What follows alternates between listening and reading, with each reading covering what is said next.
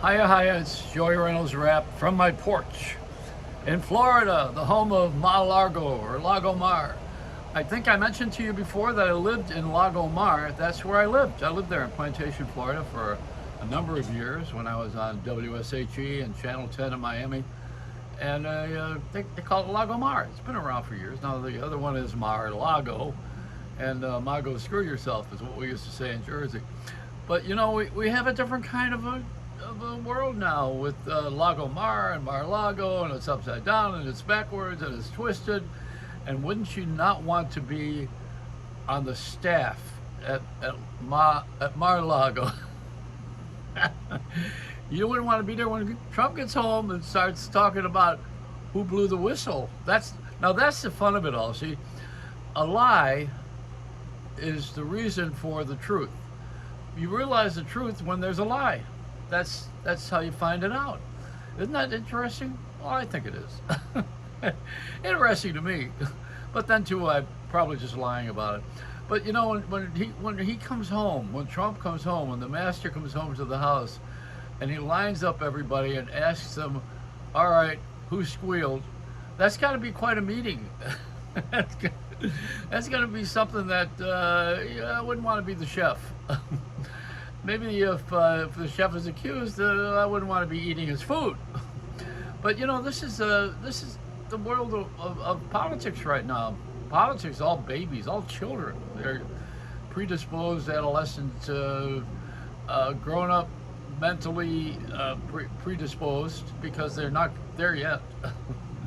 And you know, the fully developed brain would tell you that it's a lousy job. But everybody wants it, and once they have it, they don't want to lose it. That's like a narcotic, you know. And it's all filled with it used to be drugs, alcohol mostly. I went to this drug party once in Washington. They handed out cocaine. I thought it was the artificial sweetener. I put it in my coffee. But you know, this is the kind of world we live in. It's a place of hell. That's why it's so hot. We're having Miami heat. Where? In Maine. They're having it everywhere. Miami was known for its heat. Now everybody, when they use the word heat, it used to mean a gun in New York. And boy, is it dangerous. See, this is why tourists don't go to New York now. They're afraid. They think they're going to go to the subway and get shot. You know, that comes from the media. The media starts saying all these things, and then people say, you know, art imitates life. Look at what's happening in New York. It's a terrible place. I can't trust anyone. New York was always known for too many people. And when you got too many people, you get too many ideas, and you got a lot of people who want to be there, who don't belong there, and they can't afford to be there. So you could go to Central Park and get hugged, bugged, and mugged. People would take whatever didn't belong to them and say, "Hey, give me that. I want it. That's a nice face you have," and grab you. That was the rap. And then Mayor Giuliani kind of cleaned up for a while. He got the reputation for that. Because when you were coming out of the tunnel in your car, whether it's the Lincoln or the Holland Tunnel, a guy would jump on the windshield just as you were leaving the tunnel and give you the squeegee job on the windshield. Then you're supposed to tip him. Then actually we found out those guys were selling drugs. That's what that trick was. But he cleaned that up. You know, he got Italians in New Jersey. I'm choking on this one.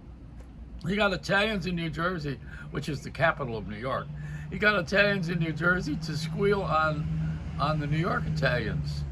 And so they all got a little bit busted, I'd say. But some Italians like going to jail because it's home. It's seeing the old guys again playing cards, making sauce, you know, like Rayos. Speaking of that, you know, I lived there. I lived in the house that was Vincent's house. He was the founder of Rayos. And his cook, Anna, created the Rayos sauce, the original sauce, the good one. So I said, "Hey, you know, they got the sauce on the market right now. They're charging about $7 a jar." And I said, "Wow, you know, Prego was only $3 and Chef Boyardee Lousy was only $1. But here they got that Rayos sauce." And I'm saying, that's a lot of money for just for spaghetti sauce. All it is tomatoes and garlic. And Pat Cooper corrected me. He says, "You don't use garlic, you use onions, no garlic." I said, "Okay, watch it, man, you know, hold on." But the Rayos sauce, since I lived next door and I was with the founder's house, the woman next door to me was the original chef at Rayo's. Anna was her name. And she said, I'll show you the real sauce. That's crap. So on one day, it was an Easter Sunday, I felt a knock on my door, and it was Anna's cane coming through that little, I had a fence. It was a wrought iron fence, and she had a walker and a cane, and she was knocking on my door through the fence.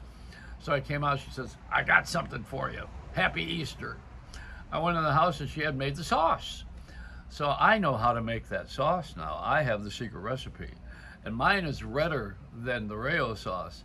And then also I give it away for $7 a jar. I'm telling you, boy, it's like I don't know what else costs $7 a jar.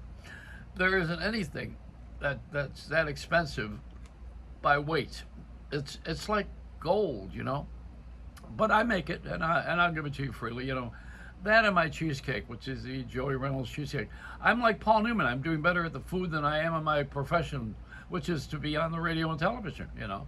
But the cheesecake is coming out at the Gennaro Feast of San Gennaro, who was the Bishop of Naples, the inventor of that pizza that we all love, that Napoleon pizza, Napolitana pizza. It's a pizza from Naples, which is the red sauce they call it margarita.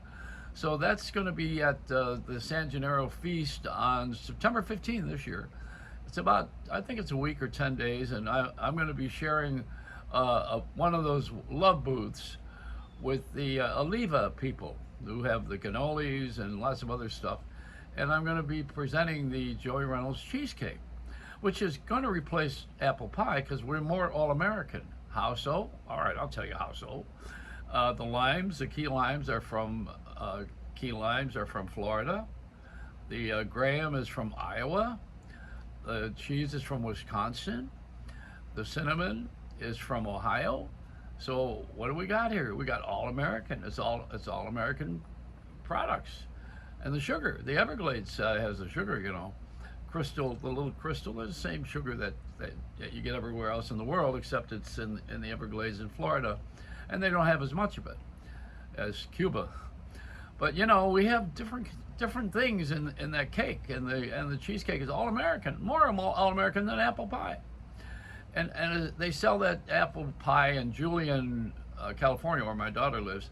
And up there they have they're out of apples. They have to import them from the West Coast, I think. And the West Coast has those delicious golden apples, and the ones that we have are the ones that were planted by Johnny Appleseed all across New York State, the red ones. And they're all different kinds, you know, the McIntosh, the delicious apples, the Gala apples. They got all names for all those. But I don't want to be an apple bee. I want to be a cheesecake bee. And I have the cheesecake coming out, and you're going to love it because it's the best cheesecake on the market. It's better than anybody else's cake because it's moist, see? You don't have to eat, you don't have to drink with it. New York cheesecake is usually very dry. And this has got a Florida touch to it, you know, it's more moist because it rains here all the time, that's why. Now, you know, when you do the weather forecast, speaking of that, in Florida, I always get very annoyed because I say, what are they giving the weather forecast for? What it means today is it's summer. We got a word that describes this, humidity. You know, your armpits are sagging from the humidity. And you can't keep a deodorant under there. Well, maybe a little baking soda. Same thing that kills the smell in the refrigerator. And then they found out the smell is coming from the baking soda. You can't, life's got its own pitfalls, or it is the pits. So we have this cheesecake coming out now, the Joey Reynolds famous cheesecake. Only one taste to begin with, just the key lime to begin with. I'm not going to get into a whole series of different flavors. Let Costco and BJ's and Sam's Club do all that. For $11, you can get these cakes that are like doorstops. This is a cake that's made with love. It's a generous cake. It's small enough for you to eat the whole thing by yourself. Don't do that. So I'm going to put that online, you know, sell it online. You can go to JoeyReynoldsCheesecake.com. I don't think that's published yet. It's on Facebook. You can go Facebook, Joey Reynolds. It's on Facebook, Joey Reynolds Cheesecake. It's / Joey Reynolds Cheesecake. So that's the story of that so far. So you get a little background. The food is fusion. You know, that's why they have that sport now, which is a combination of paddleball and tennis. It's called pickleball. Pickleball, nothing to do with eating pickles. Not that there's anything wrong with cucumbers going wrong, but you know, they have this pickleball, which is a fusion. It's a combination of games, like the food has been, you know, and we have the confusion in this society right now. We want to join the young market with the older market. The older people want something, and the younger people are just experiencing something, and they want their own thing. They use their own word. My word to describe the way people are is swagger. People have swagger. That means that they're a little bit self-centered and have a disregard for the rules and break them all. That sounds like my career. Which is, I'm glad I'm making the cheesecake. Cheesecake does not have swagger. Because when you're making cake, you have to have a discipline and a formula. You know, it's got to be made the same way all the time. That's why McDonald's got famous. The hamburger always tastes the same. I try to not put that in my cheesecake. I'm not confusioned enough to mix that. Besides, I think people like French fries and they like apple pie, but you're gonna really like the pizza that has the pepperoni in the crust now, and they have they put all kinds of cheeses on it. You know, everybody's mixing everything up right now. That's why you go to Walgreens, which is a drugstore, to buy milk. Nobody really is doing what they were supposed to do. We're never where we belong. We're always going into someone else's business. That's what happened this last week. You know, we're trying to figure out who's our enemy, you know, who's our friend, and who's trying to steal secrets. Yeah, you're only as sick as your secrets, you know. And some of the government people are, they know too much, and they must go. and believe me, they're going to go. They're going to go to jail, a lot of them. But you know, the thing here is that we have to know the difference between the government and politics. Although politicians get into government by running for office, but there is a difference. See, the law is American. We have laws. There are certain laws. And then you have politics, which is making it up as you go. That's all ad lib. It's like Saturday Night Live gone wild, you know. Politics is a game. The law is not a game.